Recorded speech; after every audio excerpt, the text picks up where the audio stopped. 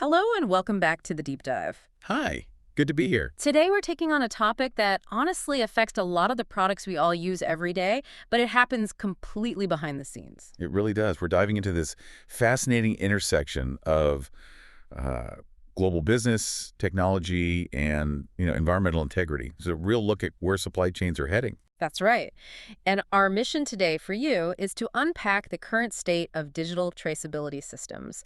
We've been going through this really comprehensive research report on how technology is being used, or in some cases, how it's failing, to track what are called ecosystem impact commodities. And we're talking about the big ones here, things like timber, cocoa, coffee, palm oil, Cotton. cotton, exactly. Mhm. These are resources where if they're harvested badly, the impact on forests, on water, on communities can be just massive. So we're really focusing on the core findings. How are companies and governments trying to track these things? And maybe more importantly, what are the big barriers stopping them? So before we get into the nuts and bolts, let's just nail down what we even mean by traceability. It sounds very technical. What's the fundamental goal? The fundamental goal is proof. It's really that simple. We're moving way beyond just managing inventory, which is where things were, say, a decade ago. Okay. Now, digital traceability is absolutely crucial for promoting real sustainability, for mitigating huge financial and ethical risks, and just meeting consumer demand. So what's the official definition? Well, the ISO, the International Organization for Standardization, they define it as the ability to trace the history, application, or location of an entity by means of recorded identifications. So it's like building a permanent digital receipt for every single thing that moves through the system. So Exactly. you have to be able to point to a cup of coffee and say, I know exactly which farm this bean came from. And I can prove it. And I can prove that farm isn't contributing to deforestation. Precisely. It's all about creating an unbreakable chain of custody. Okay, which brings us to the core question. Why now? Why are so many resources, we're talking hundreds of millions of dollars, being poured into tracking these specific materials right now? What's changed? The change is this massive, undeniable pressure for accountability. And it's coming from two directions at once. Really strict regulation and consumer power. Okay, let's talk about the regulation side. Can you give us a concrete example of that shift? Yeah, look at the European Union. Their new deforestation regulation, the EUDR, is designed to stop products linked to illegal deforestation from even entering the European market. So if you're a company, you are now legally responsible for proving where your stuff came from. You are. And it's not just the EU. The report mentions Germany, too. Right. The German Supply Chain Act is another huge driver. It holds large companies responsible for the social and environmental compliance of their entire supply chain. Wow, their entire supply chain. That could be sprawling. Oh, it's sprawling, multi-tentacled global. Right. So if you're a small supplier in, say, Southeast Asia, and you sell to a German company, you're suddenly under the umbrella of German law. So businesses have to digitize, not just to be more efficient, but just to comply. Just to achieve regulatory compliance. Right. It's a must-have now. That's a total game changer. Because suddenly the cost of not complying is potentially way higher than the cost of implementing one of these systems. Exactly. And that brings us to the second driver, which is the consumer. People increasingly want ethically sourced, environmentally friendly goods. Of course. So if a company can prove its cocoa is deforestation-free or its timber is legally sourced, that traceability becomes a unique selling point. It's a real competitive advantage. Okay, so we have this massive global problem tracking billions of tiny items from remote farms all the way to major ports, and we're trying to solve it with digitization. But the study we're looking at points to this really interesting tension. You've got the private sector, the companies, and the public sector, the governments, both trying to solve this. But they approach it in fundamentally opposite ways. Right, so where do they agree? What's the common ground? Well, they both agree on the why. They both want improved transparency. They both know digitization is the only way to achieve compliance.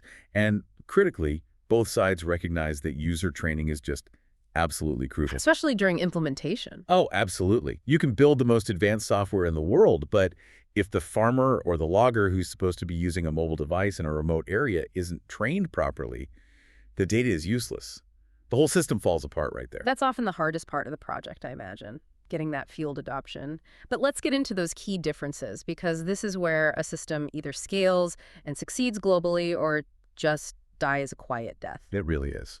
So if I were a consultant trying to explain this to, say, a 15-year-old who gets how apps work, how would I break down the big differences between the private and public approaches? That's a great framing.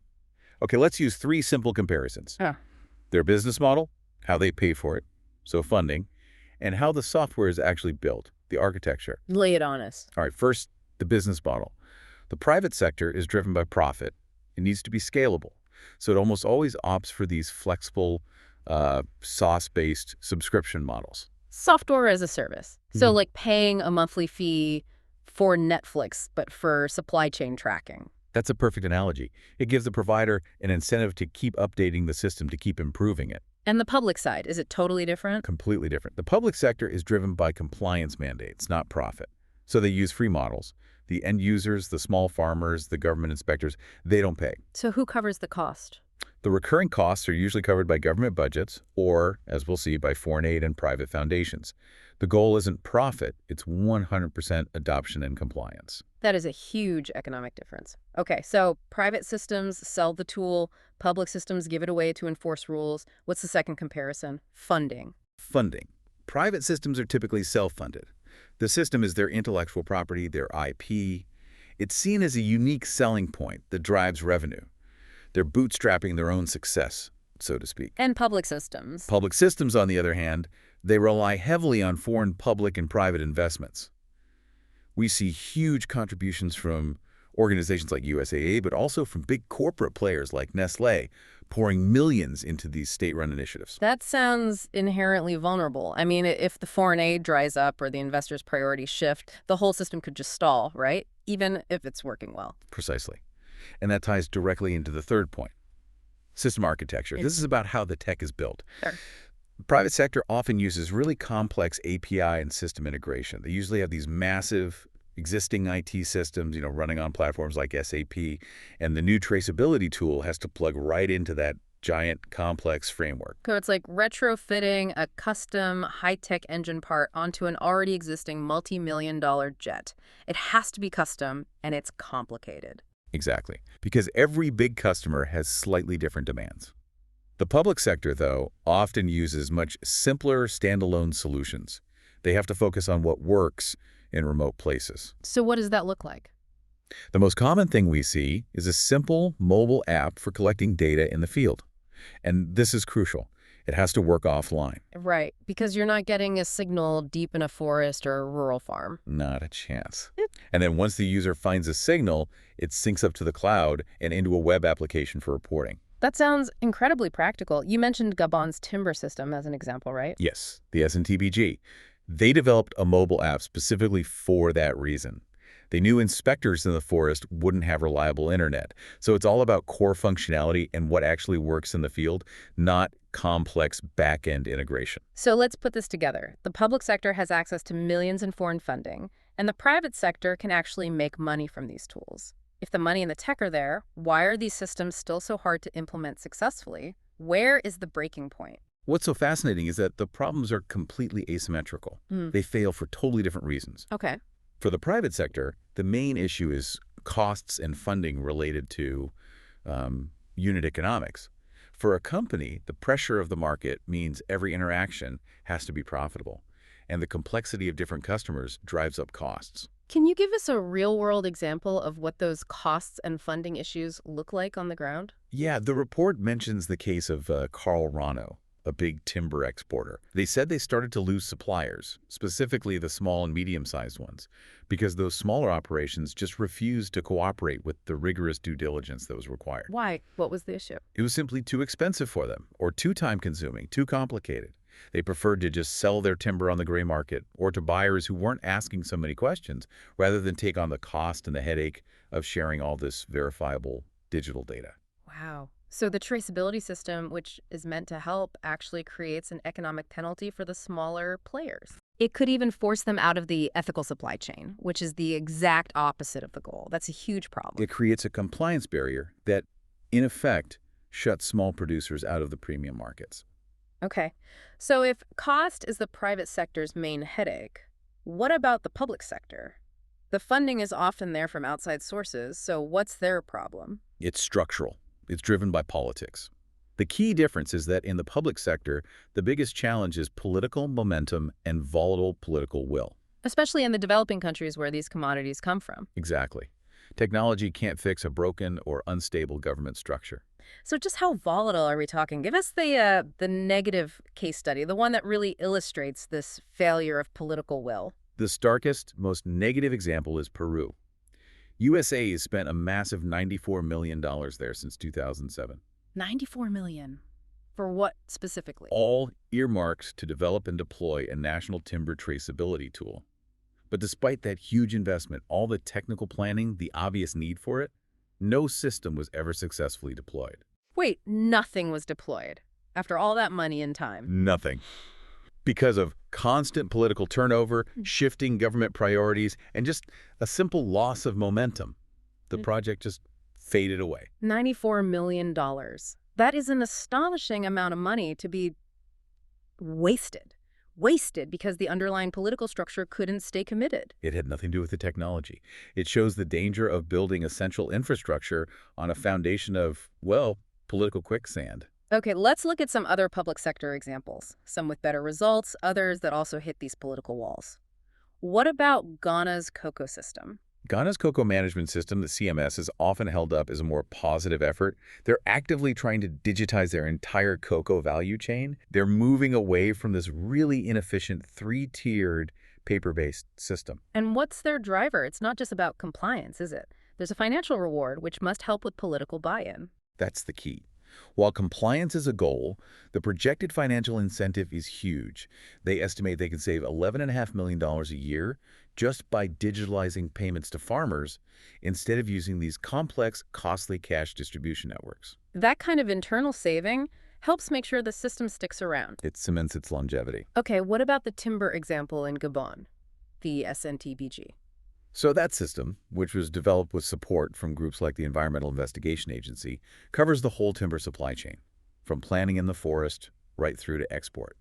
And it uses that practical offline mobile app we talked about. But it's still at risk. The risk is always there. The big challenge noted in the report is the potential for that political will to just vanish.